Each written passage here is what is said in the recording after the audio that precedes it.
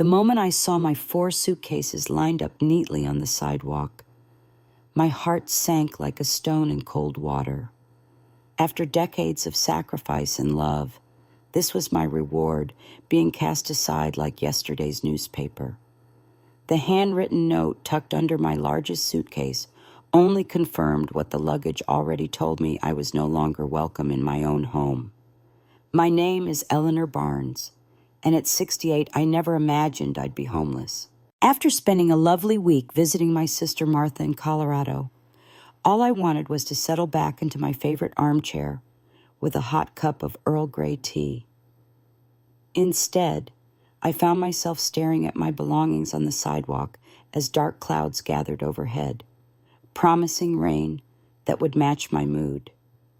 If you want to stay here, we've set up the garage for you. With love, Sarah. Read the note in my daughter-in-law's unmistakable handwriting, those sharp, slanted letters that always seemed to be in a hurry, just like her approach to removing me from my life. I stood frozen, unable to process this betrayal. Thunder rumbled in the distance as I fumbled for my phone with trembling hands, before the taxi that had dropped me off could even pull away. I called my bank, though I already knew what they would confirm. Yes, Mrs. Barnes, we show your automatic payment of $1.867 went through last Friday as scheduled. The customer service representative verified. Thank you, I whispered, ending the call just as the first heavy raindrop splashed against my forehead. This house had been my heart and home for 35 years. Thomas and I had built it together when our son Michael was just learning to walk. We'd planted every tree in the yard, chosen every light fixture, and painted every wall with dreams of growing old together here. After Thomas passed away 2 years ago, I'd reluctantly agreed to sign the house over to Michael and Sarah legally, at least, but I was still secretly paying the mortgage every month.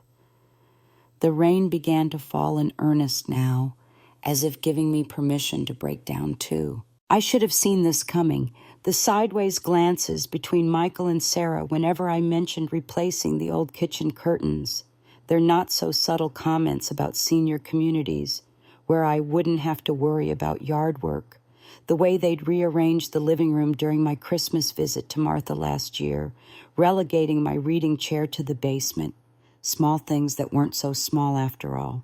They were breadcrumbs leading to this moment, me standing in the rain, watching my life get soaked on the sidewalk. The garage door was unlocked. Inside, a twin mattress had been placed against one wall with a small nightstand and lamp beside it. My clothes hung on a portable rack, and my books, photos, and keepsakes were stacked in cardboard boxes labeled Mom's Things in Sarah's handwriting. I sank onto the thin mattress, feeling the cold concrete floor beneath my feet. Through the small window, I could see the house where I'd raised my son, nursed my husband through his final illness, and apparently lost my place in the world.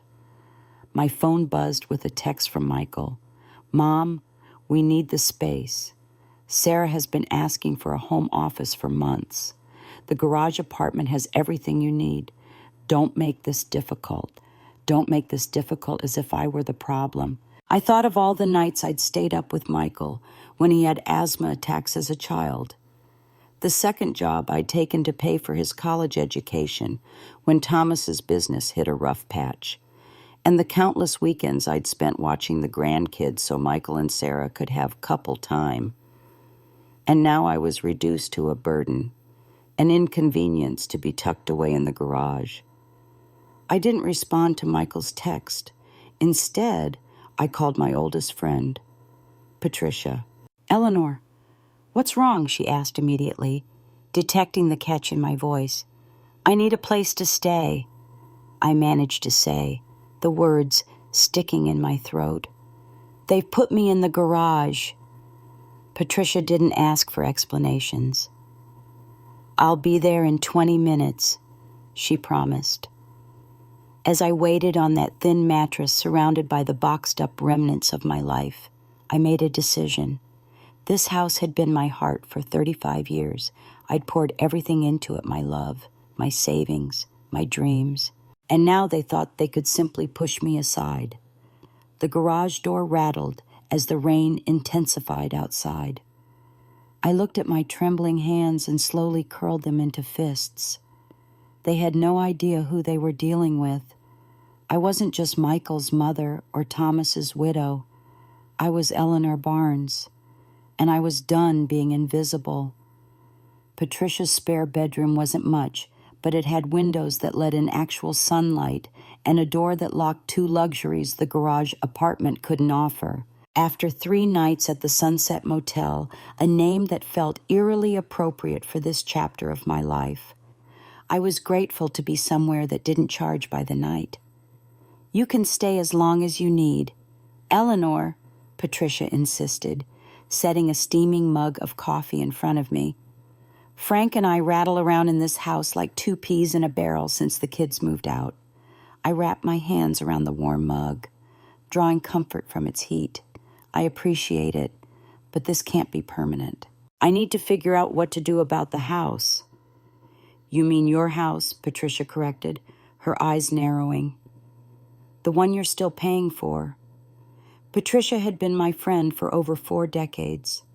She'd known Thomas, had watched Michael grow up, had been there through birthdays, anniversaries, and Thomas's funeral. And unlike my own son, she remembered who I was before I became invisible. "I keep thinking about when it all started to change," I said, staring into my coffee. "After Thomas died, I thought giving Michael and Sarah the house would help them. They'd just had Lily, and money was tight. And they took advantage," Patricia finished, her tone sharp with indignation. The memories surfaced like bruises I'd been avoiding pressing on. 6 months after the funeral, Sarah had started rearranging the house, claiming it needed updating. My suggestions were dismissed. My belongings migrated to closets, then to the basement, then to storage bins. "You know what Sarah said when I objected to her throwing out Thomas's fishing gear?" My voice caught. "We need to move forward, not live in a museum." As if my husband's memory was just clutter to be cleared away. Patricia reached across the table and squeezed my hand. "What about Michael? Surely he stood up for you." I laughed, a hollow sound that surprised even me. "Michael said I was being difficult, that I needed to adapt to the new normal, and his new normal apparently meant forgetting his father and sidelining his mother. The control had been so gradual I barely noticed it happening. First, they took over the kitchen, criticizing my cooking. Then came complaints about my TV shows being too loud, my friends visiting too often, my gardening taking up too much of their yard. Each surrender on my part only emboldened them further. The worst part is I enabled it all," I admitted. "I kept paying the mortgage because I was afraid they'd struggle financially. I wanted to help them, to be useful to them, to be loved," Patricia said softly. The truth of her words stung. I'd been buying my place in that house in my own son's life, one mortgage payment at a time. My phone buzzed with a text from Michael. "Mom, when are you coming to get the rest of your things? We need to convert the garage for Lily's playroom." I showed Patricia the message, my hand trembling slightly. "That ungrateful little—" She bit off the word. "Eleanor, there's something you should know. I didn't want to tell you because I knew it would hurt. But you deserve the truth." My stomach tightened. "What is it?" "Last month at book club, Sarah was there. She'd had a few glasses of wine and started talking about their plans. They're putting the house on the market. Eleanor, they want to buy that new construction in Silver Creek Estates." The room seemed to tilt sideways. "They're selling my house. They think it's their house," Patricia said gently. "And technically, legally, it is." But morally, that's another story. I thought of the 35 years of memories embedded in those walls. Thomas and I bringing baby Michael home, birthday parties, Thanksgiving dinners, the garden Thomas had built for our 20th anniversary, my husband's last breaths in our bedroom, surrounded by the life we'd created together, and they were going to sell it all to strangers without a second thought. "What am I going to do?" I whispered. Patricia's eyes hardened with resolve. "First, you're going to stop paying their mortgage. Let's see how quickly their plans change when the bank starts calling. But what about my credit? Second," she continued, "you're going to talk to my nephew, Robert. He's a lawyer who specializes in elder rights. There has to be some legal recourse here." "I'm not elderly," I protested weakly. Patricia arched an eyebrow. "You're old enough to be treated with respect, which is not what's happening here." She was right. For 2 years, I'd been shrinking myself, becoming smaller and quieter to avoid being a burden. And where had it gotten me evicted from my own home, my belongings packed in boxes, my existence reduced to an inconvenience? As the reality of my situation crystallized, something else emerged from beneath the hurt and betrayal, a slow-burning anger that felt almost foreign after years of accommodation. "Okay," I said, straightening my shoulders. "Let's talk to Robert." Patricia squeezed my hand. "That's my girl. And Eleanor, remember who you are.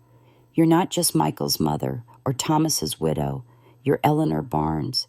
And it's about time everyone remembered that." Yet for the first time since finding my suitcases on the sidewalk, I felt a flicker of something that might have been hope. Or maybe it was determination. Either way, I wasn't going down without a fight. Robert, Patricia's nephew, wasn't what I expected. With his casual jeans and navy sweater, he looked more like a college professor than a lawyer. But his eyes were sharp as he reviewed the mortgage statements I'd brought to his downtown office. "So, you've been making payments on a house that's no longer in your name," he said, frowning, "and your son and daughter-in-law have been living there rent-free while planning to sell it." Put so bluntly, it sounded absurd even to me. "Yes, and they evicted you to the garage." I nodded, embarrassment flushing my cheeks. How had I allowed things to reach this point? "You have options." "Mrs. Barnes," Robert said. "The financial arrangements could constitute a verbal contract. At minimum, you could sue for recovery of the mortgage payments you've made since the property transfer." Patricia, who had been uncharacteristically quiet, spoke up. "She needs to confront them first, make them understand what they've done." Robert looked skeptical, but I knew Patricia was right. Before taking legal action against my own son, I needed to give him one last chance to make things right. That's how I found myself standing on the porch of my own home the next day, my heart pounding as I rang the doorbell. I'd lived in this house since before Michael was born. Yet here I was, a visitor requiring permission to enter. Sarah answered, her surprise quickly masked with a tight smile. "Eleanor, we weren't expecting you." "I need to speak with you and Michael," I said, my voice steadier than I felt. She hesitated, then stepped aside. "Of course. Come in." Cham. The living room had changed again since I'd left. My reading lamp was gone, replaced by a modern floor lamp I didn't recognize. The family photos I'd arranged on the mantel had been rearranged, with several of Thomas now missing. Michael emerged from the kitchen, wiping his hands on a dish towel. "Mom, what are you doing here?" "I came to talk about the house," I said. "Patricia told me you're planning to sell it." Their exchanged glance confirmed everything. "We were going to tell you all," Michael said, not quite meeting my eyes. "Once everything was finalized." Finalized, I echoed. This was my home for 35 years. Your father and I built this house. We raised you here. Sarah sighed dramatically. Eleanor, we understand you have sentimental attachments, but we need to do what's best for our family now. Your family, I repeated. And what am I? An uncomfortable silence stretched between us. Mom, Michael finally said, his tone patronizing. You signed the house over to us. We appreciate everything you've done, but it's our property now. We get to decide what happens to it. I took a deep breath. I've been paying the mortgage for the past 2 years. Every month, $867 from my account to keep a roof over your heads. Another glance between them. They'd known. That was your choice, as Sarah said coolly. We never asked you to do that. My hands began to tremble. I did it to help you, because that's what family does. And we're grateful that, Michael said, though his tone suggested anything but that doesn't change the legal situation. The house is ours. So my 35 years here, my financial support, my role in this family, none of that matters. Michael shrugged, looking uncomfortable but unmoved. Mom, you're making this more dramatic than it needs to be. We can help you find a nice senior apartment. I don't need a nice senior apartment, I snapped. I need my son to show an ounce of decency and respect. Sarah stepped forward, her smile tight. Eleanor, I think you're getting emotional. Perhaps we should continue this conversation another time. That's when I knew, truly knew, that there was no fixing this. The son I'd raised, the boy I'd loved with every fiber of my being was gone. In his place stood a stranger who saw me as nothing more than an obligation, a problem to be managed. I've stopped the automatic mortgage payments, I said quietly. Michael's expression changed instantly. You what? If you want to sell my home, you'll need to pay for it yourselves. You can't do that. Sarah's voice rose. What about our credit? We have plans. Yes, I said. I hear Silver Creek Estates is lovely this time of year. Michael's face darkened. Mom, the house was Dad's gift to me. You know that. It was never really yours. The words hit me like a physical blow. Never really yours. 35 years of my life dismissed in 4 cruel words. I see, I said, my voice barely audible. Well, then I suppose there's nothing left to discuss. I turned to leave, my legs unsteady beneath me. As I reached the door, I paused, looking back at the son who no longer saw me. Your father would be ashamed of you, Michael, and for the first time, so am I. I walked out, closing the door softly behind me. The spring air felt cool against my hot cheeks as I made my way down the driveway, away from the home that had never truly been mine, according to my son. Something had broken inside me today, but something else, something stronger, had been forged in its place. As I reached the sidewalk, where my suitcases had been dumped just days ago, I straightened my shoulders and lifted my chin. For 2 years, they had been slowly erasing me from my own home, my own life. The sideways glances, the rearranged furniture, the complaints about my presence, it had all been leading to this moment. But they had miscalculated. They thought I would fade away quietly, grateful for whatever scraps of attention they tossed my way. They were about to discover just how wrong they were. Patricia's home became my sanctuary. Unlike the cold concrete of the garage where Michael and Sarah had relegated me, her spare bedroom was warm, with floral curtains that let in morning light and a comfortable bed that didn't make my back ache. After the confrontation at the house, my house, I returned to Patricia's feeling both broken and strangely empowered. "You did what?" Patricia asked, her coffee mug suspended halfway to her lips when I told her about stopping the payments. "I stopped the mortgage payments," I repeated, still shocked by my own boldness. "I told them if they want to sell the house, they'll need to pay for it themselves." Patricia set her mug down with a definitive thunk. "Well, it's about time." We sat on her back porch, where potted geraniums added splashes of red against the white railing. The spring air carried the scent of her neighbor's lilacs, and for a moment, I allowed myself to simply breathe. "I keep thinking about all the little ways they pushed me out," I said, watching a robin hop across the lawn. "It started so subtly I barely noticed." Patricia nodded. "Frog in a pot of slowly heating water." "Exactly." The metaphor was uncomfortably apt.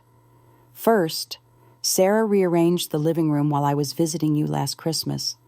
My reading chair, the one Thomas gave me for our 30th anniversary, she moved it to the basement, claiming it disrupted the flow of her new design scheme.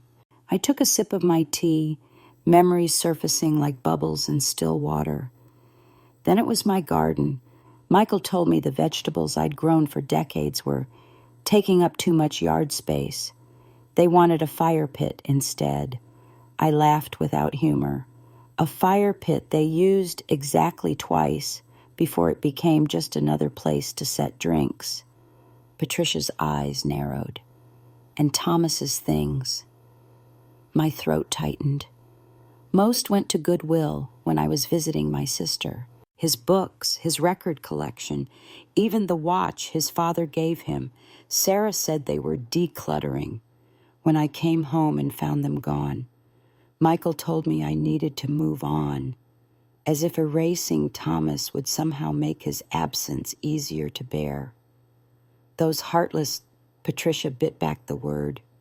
When I objected, they started suggesting senior living communities, left brochures around, talked about how I wouldn't have to worry about stairs anymore.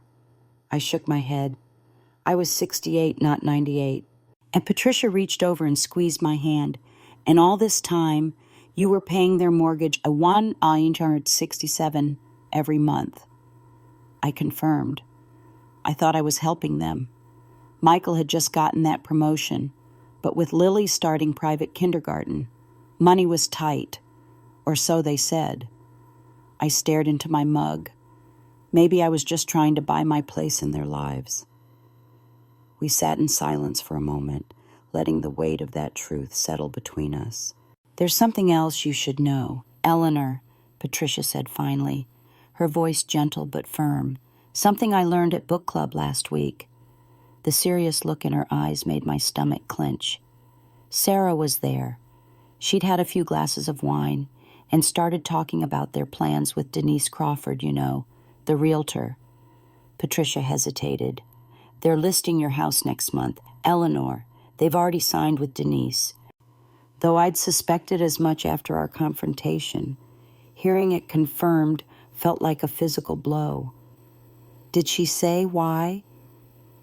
"They've put a deposit on a new build in Silver Creek Estates. That development with the community pool and tennis courts." Patricia's voice hardened. "Apparently, they need to sell your house to afford the upgrade." The betrayal burned like acid. Not only had they pushed me out, but they'd been planning to sell my home, the home where I'd raised my son, loved my husband, planted my garden, and celebrated 35 years of Christmases without even discussing it with me. "All this time," I whispered. "I thought if I was accommodating enough, helpful enough, invisible enough, they'd still want me around. What a fool I've been." "Not a fool," Patricia corrected firmly. "A mother who expected basic decency from her son." And I nodded, blinking back tears that seemed determined to fall despite my best efforts. "What now?" I asked, more to myself than to Patricia. She straightened in her chair, a determined set to her jaw I recognized from our college days when she'd organized protests against dormitory curfews for female students. First, you stay here as long as you need. Second, we call Robert again. She counted off on her fingers. And third, we find out exactly what rights you have. You've been paying that mortgage for 2 years. That has to count for something. But my credit will recover, she interrupted. And honestly, Eleanor, what were you planning to do?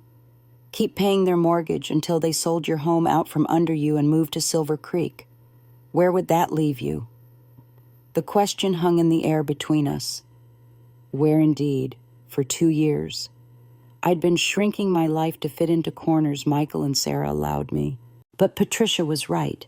There was no end to that path except my complete erasure. Okay, I said, my voice growing stronger. Let's talk to Robert. Patricia smiled, a fierce flash of teeth. That's my girl. For the first time since finding my suitcases on the sidewalk, I felt something unfamiliar stirring in my chest. Not just anger or hurt, but possibility. Maybe, just maybe, there was a way to reclaim not just my house, but myself. Robert didn't look like my idea of a lawyer when we met in his downtown office. With his casual button-down shirt and absence of a tie, he seemed more like a high school English teacher than someone who battled in courtrooms. But when he spoke about elder rights, his eyes took on a steely determination that reminded me of his Aunt Patricia. What they've done, he said, reviewing the folder of documents I'd brought, isn't just morally questionable, it may give us legal grounds to act. I sat across from his desk, my hands folded tightly in my lap to hide their trembling. The office smelled of coffee and old books, with certificates framed on the wall and family photos arranged on a side table. It felt both professional and personal, much like Robert himself. What options do I have? I asked, hating the quaver in my voice. I was 68 years old, for heaven's sake, not some timid schoolgirl. Robert leaned forward, tapping a pen against my mortgage statements. Several. First, you've already stopped the automatic payments, which was the right move. He gave me an approving nod. You've been paying $1,867 monthly for a property that's no longer in your name, but from which you derive no benefit. It was to help them, I explained, though the justification sounded hollow even to my ears. Mrs. Barnes, Robert said gently, what you've described is a pattern of systematic removal from your own home, culminating in your relegation to the garage, all while you financially supported them. He shook his head. This isn't just a family squabble. This could potentially constitute elder abuse. The word abuse made me flinch. That seems harsh. Michael is my son.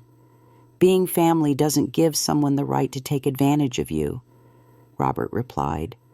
In fact, it makes it worse. He spread several documents in front of me.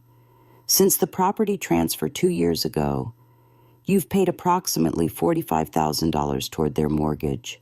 That's not a gift, that's a significant financial contribution that gives you what we call equitable interest in the property. What does that mean in plain English? I asked. It means we can place a lien on the house for the amount you've contributed. They wouldn't be able to sell without addressing that lien first. Robert's expression turned thoughtful, but there might be an even better approach. He reached for his phone and dialed a number, putting it on speaker. Jim Robert Wilson here. Quick question, you still work with First Federal Bank. After confirming with his colleague, Robert explained my situation in brief, legal terms that made my head spin. When he hung up, there was a glint of satisfaction in his eyes. Mrs. Barnes, how would you feel about speaking with the mortgage department at First Federal? My colleague thinks they might be very interested in your situation." The next morning, I found myself sitting across from Trevor Phillips, a mortgage officer about Michael's age with kind eyes and a reassuring manner. After reviewing my statements and listening to my story, he leaned forward. "Mrs. Barnes, what you've described is what we call an equitable lien," he explained. "By consistently paying the mortgage on a property from which you derive no benefit, you've established an interest in the property even without being on the title." Hope fluttered in my chest like a cautious bird. "What does that mean exactly?" "It means you could potentially place a lien on the property for the amount you've contributed. They wouldn't be able to sell without addressing that lien first." Trevor lowered his voice slightly. "There's something else you should know. Your son called yesterday, quite upset about the missed payment. He seemed unaware of how mortgages actually work." I wasn't surprised. Michael had always relied on others to handle practical matters first, Thomas and me, then Sarah, and apparently my monthly payments. "What did you tell him?" I asked. "That missed payments affect credit scores and could eventually lead to foreclosure proceedings." Trevor said matter-of-factly, "He didn't take it well." As if on cue, my phone buzzed with a text from Michael. "Mom, we need to talk about the mortgage ASAP." I showed Trevor the message. "What would you like to do, Mrs. Barnes?" he asked. It was such a simple question, but no one had asked me that in years. What did I want? Not just regarding the house, but with my life. I thought of the confrontation with Michael and Sarah, their casual dismissal of my contributions, their assumption that I would continue to finance their dreams while being relegated to the garage. "I want what's rightfully mine," I said, surprising myself with the firmness in my voice. Trevor nodded, respect evident in his expression. "Then let's make that happen." That afternoon, armed with information from Trevor and legal advice from Robert, I took another unexpected step in my new life. I applied for a job. The help wanted sign in the window of Daisy's Diner had caught my eye as I walked back to Patricia's house. "You want to wait tables?" Patricia asked, eyebrows raised when I told her.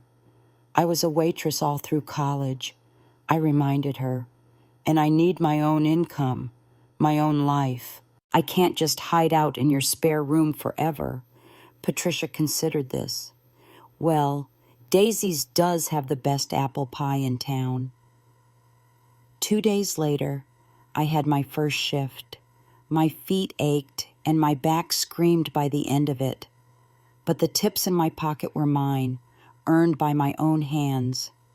The simple satisfaction of that was something I hadn't felt in years.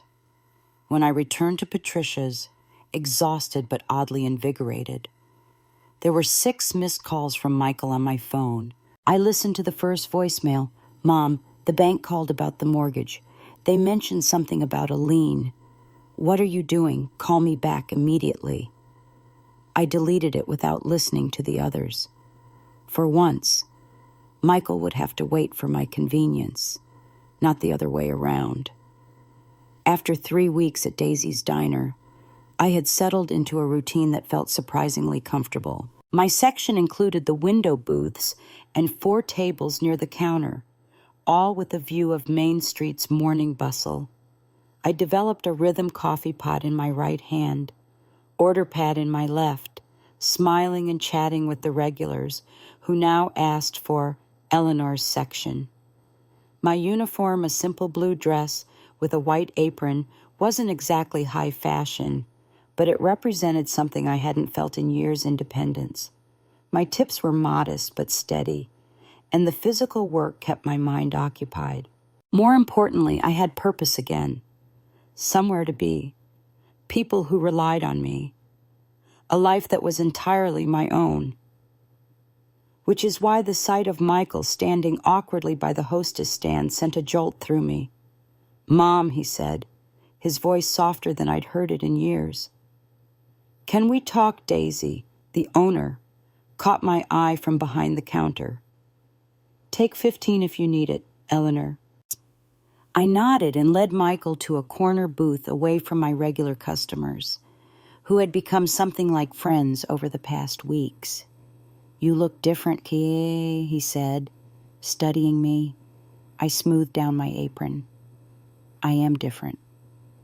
Michael shifted uncomfortably, adjusting his expensive watch, the one Sarah had given him for Christmas, that probably cost more than I made in 2 weeks at Daisy's. "Mom, about the house." "I'm not discussing that here," I interrupted. "If that's why you came, you're wasting your time." "Please," he said, a note of desperation creeping into his voice. "Sarah and we're in trouble. The bank called about a lien, and our credit score is dropping because of the missed payments." I observed my son, his carefully styled hair, his pressed button-down shirt, the subtle scent of cologne that probably cost more than I made in a day at Daisy's. Everything about him screamed entitlement and comfort, a life cushioned by others' sacrifices. "What do you want from me, Michael?" He leaned forward. "We need you to lift the lien and resume the payments just until we can sell the house." The sheer audacity almost made me laugh. "And what do I get in return?" "We'll make sure you're taken care of," he said, as if offering a great kindness. "There's a really nice senior community in Riverside." "Stop," I said, raising my hand. "I'm not interested in being taken care of. I've been taking care of myself and you for years." "Mom, be reasonable. You can't keep working here." He gestured around the diner dismissively. "You're almost 70. 68, I corrected. "And I'm doing just fine." Michael's face hardened slightly, his mask of contrition slipping. "Fine. What do you want? A percentage of the sale?" I studied him, this stranger wearing my son's face. "I want my home back." He blinked, then laughed nervously. "That's not possible. We've already made an offer on the house in Silver Creek Estates. Not my problem." Michael's expression darkened. "It is your problem if you want a relationship with your granddaughter, with any of us." The threat hung in the air between us, ugly and explicit. My own son was using my love for his daughter as leverage. "Are you threatening to keep Lily from me?" He had the decency to look slightly ashamed, but pressed on. "I'm just saying that families need to support each other. Sarah and I have a plan for our future, and you're standing in the way I stood in the way when I paid your college tuition, or when I watched Lily every weekend so you and Sarah could have couple time, or when I signed over the house and kept making payments so you could save for that boat you bought last summer." Michael flushed. "That's not fair." "No," I agreed. "It's not." My break was almost over. I slid out of the booth and stood, straightening my apron. "I need to get back to work." "Mom, please." Michael's voice cracked slightly. "We need this. The house in Silver Creek is perfect. We can't lose it." For a moment, I saw the little boy who used to climb into my lap with scraped knees, looking to me to make everything better. But that boy was gone. In his place sat a man who saw me as nothing more than a means to an end. "I'll think about it," I said finally. "But I need something in writing from you and Sarah first. Meet me at Robert Wallace's office tomorrow at 2. Relief washed over Michael's face. "Thank you, Mom. You won't regret this." As he left, I wondered if I already did. But as I picked up my coffee pot and returned to my tables, greeting Mrs. Finley and her book club ladies with a warm smile, I felt a strange sense of calm. For the first time in 2 years, I wasn't just reacting to my circumstances, I was shaping them. The next day, I arrived at Robert's office early, my stomach in knots. I'd barely slept, going over and over the decision I'd reached in the middle of the night. Robert greeted me with a reassuring smile and a cup of tea English breakfast with a splash of milk, just how I liked it. "Are you sure about this, Mrs. Barnes?" he asked, his eyes kind but serious. I nodded, though my hands trembled slightly around the warm mug. I've never been more certain of anything. At precisely 2:00, the office door opened, and Michael and Sarah walked in. They were dressed as if for a business meeting, Sarah in a tailored navy dress, Michael in khakis and a button-down shirt. Sarah's smile was tight but triumphant as they took seats across from Robert's desk. "Thank you for coming," Robert began formally. "Mrs. Barnes has considered your request regarding the property on Maple Avenue." "We appreciate that," Sarah interjected smoothly. "We're certain we can reach an agreement that benefits everyone." Robert slid a document across the desk. "This is what Mrs. Barnes proposes." Michael picked it up, scanning the contents. His expression shifted from hopeful to confused to angry in seconds. "What is this?" he demanded, his voice rising. "That," I said calmly, "is my condition for lifting the lien. I will resume mortgage payments, but the house will be sold to me, not to strangers." And Sarah snatched the paper from Michael's hands. "This is ridiculous. You want us to sell you the house for the remaining mortgage balance." "It's worth at least 3 times that." "It's worth exactly what I've put into it," I replied. 35 years of payments, repairs, and improvements. Michael's face had turned an alarming shade of red. "You can't do this. The house is legally ours." "With a lien against it," Robert pointed out, "which significantly complicates any potential sale." "And we'll fight this," Sarah said, her voice cold. "We'll get our own lawyer." I nodded, having expected this reaction. "You can try, but the legal proceedings will take time. Months, maybe years. Your credit scores will continue to suffer, and that dream house in Silver Creek Estates will go to someone else." The truth of this sank in visibly. Michael and Sarah had overextended themselves, counting on a quick sale of my house to finance their upgrade. "You planned this all along," Michael accused, his voice barely above a whisper, "from the moment we moved you to the garage." "No," I said quietly. "I just finally stopped allowing myself to be used." Sarah stood abruptly. "We need to discuss this privately." As they stepped out, Robert gave me an approving nod. "You're doing the right thing, Mrs. Barnes." I wasn't so sure. The look of betrayal in Michael's eyes haunted me. Had I become as calculating and cold as they were before I could dwell on it further? The office door opened. Michael and Sarah returned, faces grim but resigned. "We'll accept your offer," Michael said stiffly. "But I hope you realize what this means for our relationship." I met my son's gaze steadily. "I do. And I hope someday you'll realize what it meant when you put my suitcases on the sidewalk." Later that evening, sitting on Patricia's porch with a glass of wine, I recounted the meeting. "So they agreed?" Patricia asked, incredulous. "They didn't have much choice," I replied. "The house in Silver Creek would have been lost if they waited for legal proceedings to finish." Patricia studied me over the rim of her glass. "How do you feel?" I considered the question, watching the sunset paint the sky in shades of pink and gold.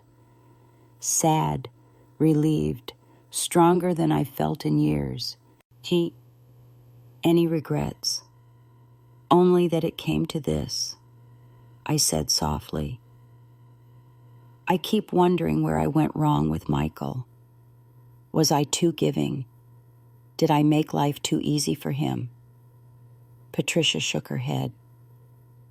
You were a wonderful mother, Eleanor. Michael's choices are his own. He threatened to keep Lily from me, I admitted, the words still painful to speak aloud. Used my own granddaughter as leverage. Patricia's expression hardened. And yet you still offered them a fair solution. More than fair, considering everything. I just wanted my home back, I said. The home Thomas and I built. The place where he took his last breath. My voice caught. I couldn't bear the thought of strangers living there. While I was shuttled off to some senior community, Patricia reached over and squeezed my hand. You stood up for yourself. After a lifetime of putting everyone else first, you finally put yourself first. There's no shame in that. As twilight settled around us, I felt a cautious peace taking root. Yes, my relationship with Michael was damaged, perhaps beyond repair. Yes, there would be difficult days ahead. But for the first time in years, I was no longer invisible, not to others, and most importantly, not to myself. The morning of our meeting at Robert's office, I woke before dawn. Sleep had been elusive, my mind racing with doubts and second thoughts. Was I being too harsh? Was I burning bridges that could never be rebuilt? But then I remembered the sight of my suitcases on the sidewalk, the thin mattress in the garage, the boxes labeled Mom's Things in Sarah's handwriting. No, I wasn't being harsh. I was finally being fair to myself. Robert had prepared everything meticulously. The previous day, we'd gone through the details step by step. The equitable lien gives us leverage, and he'd explained. But what you're proposing goes beyond that. You're essentially asking them to sell you back the house at a significant discount. Is that unreasonable? I'd asked. I've put 35 years of payments into that house, plus 2 more years since I signed it over. Robert had nodded thoughtfully. It's not unreasonable, but they won't see it that way. They'll focus on market value, not emotional or historical value. The market value only exists because of what Thomas and I built, I'd said, surprising myself with the firmness in my voice. They've been living there rent-free while I paid the mortgage. They're not losing anything they've earned. Now, sitting across from Michael and Sarah in Robert's office, I could see the exact moment when they realized they weren't in control anymore. Sarah's perfectly maintained composure cracked as she read my proposal. You want to buy the house for only $287,000. Her voice rose with each word.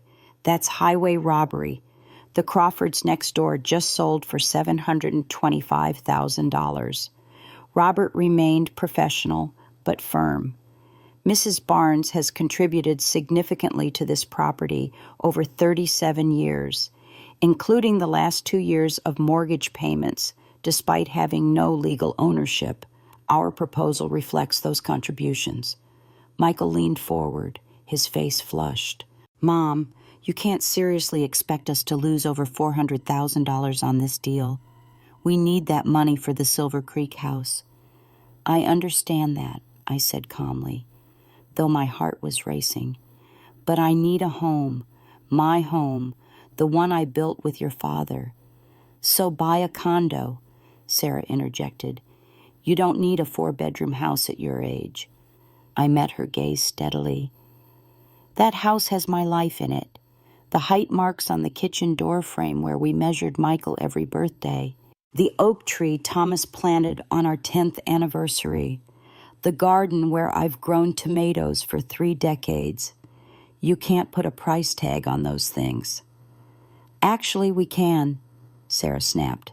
And it's a lot more than $287,000. Robert cleared his throat. Perhaps we should focus on the practical aspects. If Mrs. Barnes withdraws the equitable lien and resumes mortgage payments, you would be able to proceed with your purchase in Silver Creek. Otherwise, the lien remains. Your credit score continues to suffer, and any potential sale would be complicated by legal proceedings that could take years to resolve. This sobering reality hung in the air. Michael and Sarah exchanged glances, performing calculations in their heads.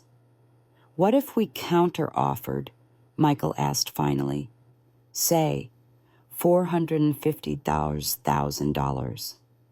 "The point isn't to haggle over a fair market price," I said. "The point is that I'm offering to take over the remaining mortgage, the same mortgage I've been paying all along. You lose nothing except the windfall you expected to gain from selling my home out from under me." Sarah stood up abruptly. "This is emotional blackmail. We need to discuss this privately." As they left the room, Robert gave me an encouraging nod. "You're holding your ground beautifully, Mrs. Barnes." When they returned 15 minutes later, the fight had gone out of them. They knew they were cornered. The Silver Creek house, with its community pool and tennis courts that Sarah had been bragging about at book club, would be lost if they didn't accept my terms. "Fine," Michael said, his voice tight. "We accept your offer, with one condition." I raised an eyebrow, which is, we need 90 days to find a new place and move out.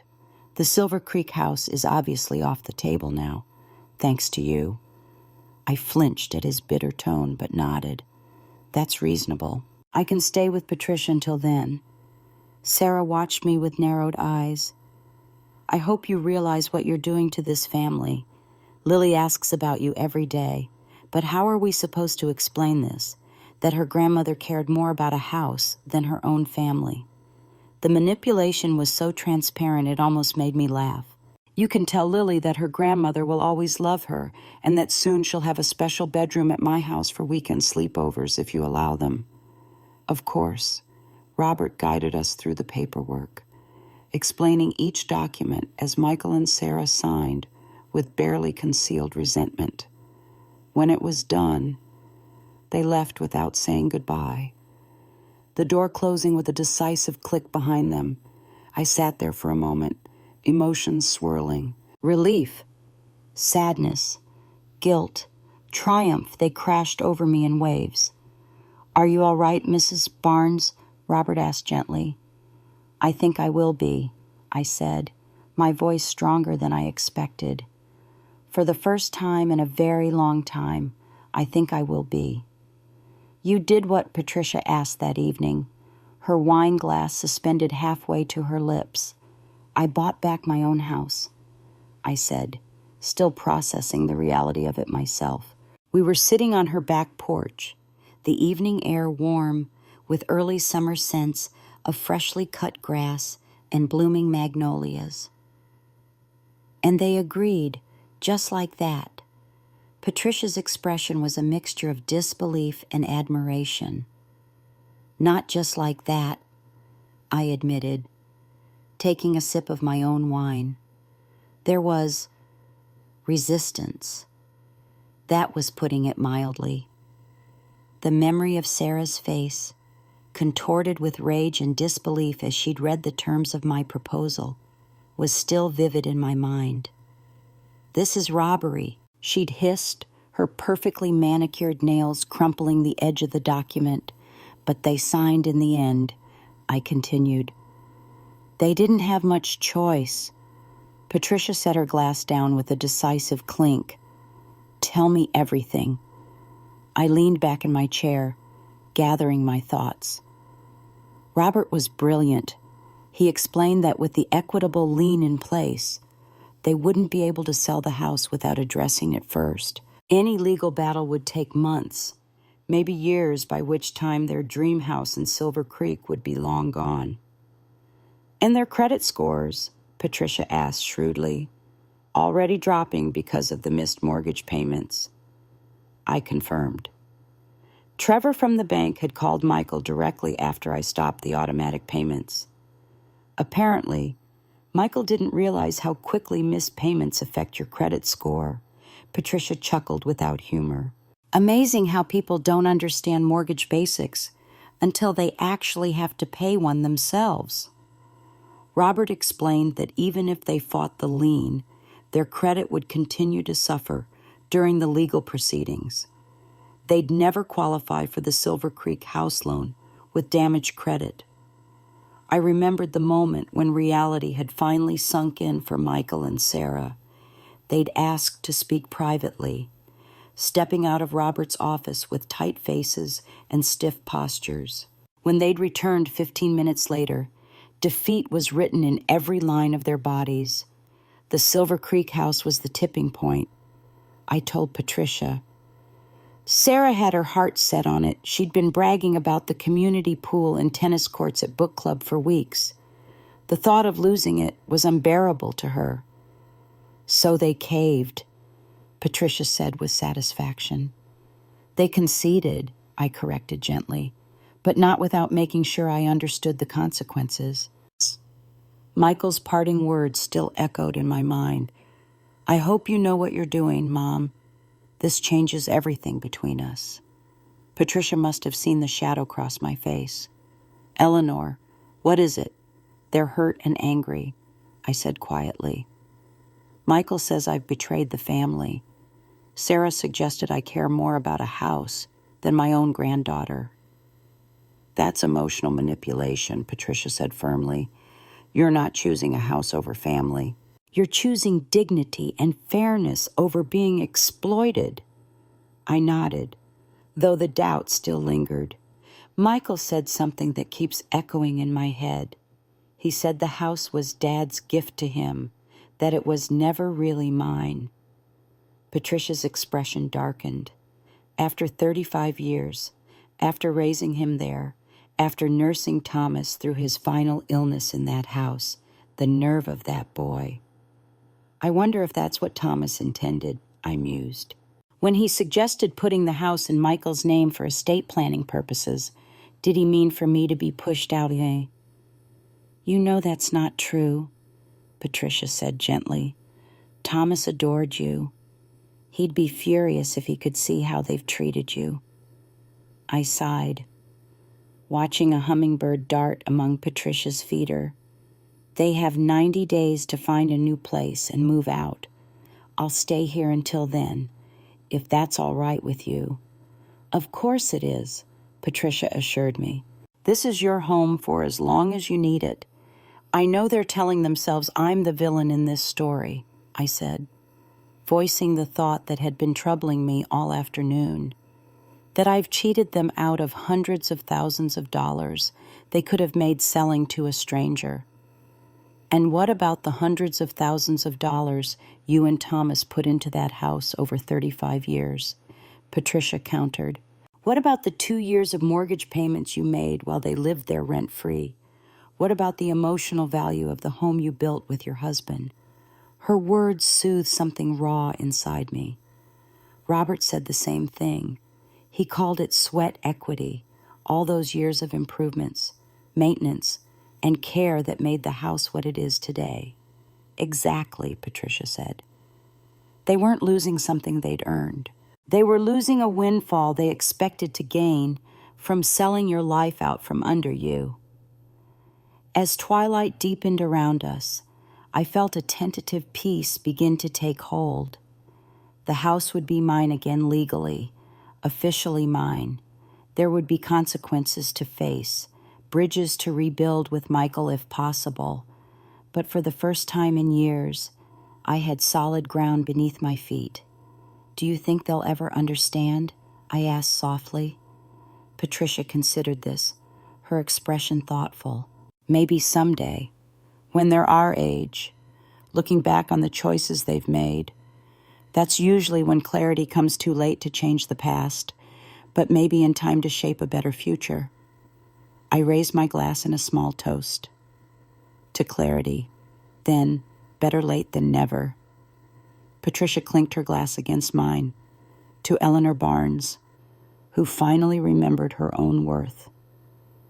The first night back in my house, I couldn't sleep. I wandered from room to room, touching familiar walls, tracing the doorframe where we'd marked Michael's height each year, standing in the kitchen where Thomas and I had danced on our 30th anniversary. It had been 3 months since the confrontation in Robert's office, 3 months of legal paperwork, of tense exchanges with Michael and Sarah as they reluctantly moved out, of rebuilding my life piece by piece. The house felt both familiar and strange. Sarah had repainted several rooms in trendy grays and whites, removing the warm yellows and blues Thomas and I had chosen. The kitchen had been remodeled with sleek, impersonal stainless steel appliances. But underneath the cosmetic changes, the bones of the home remained the squeaky third step on the staircase, the way sunlight filtered through the bay window in the afternoons, the slight tilt to the floor in the upstairs hallway that Thomas could never quite fix. I stood in the master bedroom, now empty of furniture except for the bed I'd brought from Patricia's spare room. This room, where Thomas and I had shared our lives, where he had taken his last breath, felt sacred somehow. "I'm home," I whispered, as if he might hear me. The silence that answered wasn't lonely, just peaceful. For the first time in years, I was exactly where I belonged. One Saturday morning, about 2 weeks after moving back in, I was planting tulip bulbs in the front garden when a familiar car pulled into the driveway. My heart jumped to my throat as Michael stepped out, looking uncertain. He stood awkwardly at the edge of the garden. The flowers looked nice. I nodded, not trusting my voice. "Dad always loved tulips," he continued, glancing around the yard. "I remember him planting them every fall." I brushed dirt from my hands. "What brings you here, Michael?" He shifted uncomfortably. We didn't get the house in Silver Creek." I wasn't surprised. Their credit had likely been too damaged by the missed mortgage payments. "I'm sorry to hear that," I said, meaning it despite everything. Michael looked down at his shoes, expensive loafers now gathering dust from the garden. "We found an apartment instead. It's small, but it's teaching us some perspective, I guess." I waited, sensing there was more. "Sarah's pregnant again," he said finally. "The baby's due in January." "Congratulations," I said softly, wondering if this news was meant to hurt me, to remind me of what I'd be missing. Michael met my eyes for the first time. "Lily asks about you. She doesn't understand why we don't visit Grandma anymore." A pain, sharp and sweet, lanced through my heart. I miss my granddaughter fiercely. "She's welcome here any time," I said. "So are you." Michael nodded, then hesitated. "Mom, I've been thinking about everything, about what happened." I held my breath, not daring to hope for real understanding. "I'm not saying we handled things well," he continued, choosing his words carefully. "But you chose a house over your family. I don't know if I can forgive that." My momentary hope deflated. He still didn't see it. "I didn't choose a house, Michael," I said quietly. "I chose not to be erased. There's a difference." He frowned, clearly not agreeing. "Anyway, I thought you should know about the baby, and maybe Lily could visit sometimes, if that's okay." It wasn't an apology, not even close, but it was a small opening, a tiny crack in the wall between us. "I'd like that," I said. After Michael left, I sat on the porch swing, processing the encounter. The relationship with my son was damaged, perhaps irreparably. He still couldn't see how deeply he had hurt me, how fundamentally he had betrayed my trust. But he had come today, had reached out, however inadequately. It was a start, not an ending. That evening, Patricia and her husband Frank came over, along with Daisy from the diner and Robert and his wife. We sat in my backyard, the same yard where I'd hosted Michael's high school graduation party, where Thomas and I had celebrated anniversaries, where life had unfolded in all its messy glory. As twilight settled around us, the conversation flowing easily among these people who had become my chosen family, I felt a profound sense of peace wash over me. "A toast," Patricia declared, raising her glass, "to Eleanor Barnes, who reminds us all that it's never too late to reclaim your life." Everyone clinked glasses, smiling warmly at me. Later, as the stars emerged in the clear summer sky, I sat alone on the porch, listening to the familiar creaks and sighs of my house. I thought of Thomas, of the life we'd built, of the son we'd raised who had somehow lost his way. I thought of the woman I'd become in these past months, stronger, more determined, unwilling to be diminished for anyone's convenience. The house around me wasn't just walls and a roof. It was a testament to survival, to resilience, to the quiet, unstoppable power of a woman who had finally learned to put herself first. That night, as moonlight filtered through the curtains Thomas and I had chosen decades ago, I felt truly at peace for the first time in years. My journey from finding my suitcases on the sidewalk to reclaiming my home had changed me in ways I never expected. The woman who had once silently paid a mortgage for a house she didn't legally own, who had accepted being relegated to the garage, was gone. In her place stood someone stronger, someone who recognized her own worth. The house around me wasn't perfect. Some of Sarah's cold, modern touches remained: the gray walls I would eventually repaint, the sleek fixtures I would slowly replace, but the imperfections didn't matter. What mattered were the memories etched into every corner, the notches on the doorframe marking Michael's growth, the small dent in the living room wall from when Thomas had tried to move the bookcase himself, the garden outside where I had grown tomatoes and roses through the seasons of our lives. As I settled into my favorite chair, the one I'd rescued from Patricia's storage, I realized that home isn't just about walls and a roof. Home is about claiming your place in the world, about refusing to be erased or diminished. And sometimes, finding your way home means finding yourself first. My dear friends, Eleanor's story reminds us of a profound truth we often forget as we journey through life. Our worth is not determined by how others treat us, but by how we choose to value ourselves. For too many years, I watched my parents' generation women like Eleanor shrink themselves to fit into spaces others designed for them. They paid the emotional mortgages on relationships where their contributions went unacknowledged. They silently accepted being pushed aside, their histories erased, their needs dismissed as inconvenient. Eleanor's journey teaches us that it's never too late to stand up and say, "I matter. My life matters. My story matters." This isn't selfishness, it's self-preservation. It's recognizing that allowing others to diminish you doesn't serve anyone, least of all those you love most.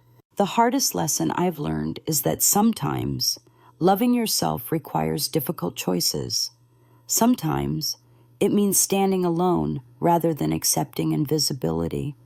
Sometimes it means facing the heartbreak of family conflict rather than continuing to live a half-life.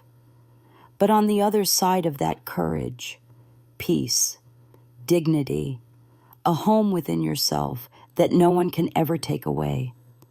If Eleanor's story touched something deep within you, Please share your thoughts in the comments below. Have you ever had to reclaim your worth? Have you watched someone you love disappear into the background of their own life? Your stories matter to me. They're why I share these deeply personal narratives. And if you'd like to join our community of brave souls navigating life's most challenging relationships, please subscribe to my channel.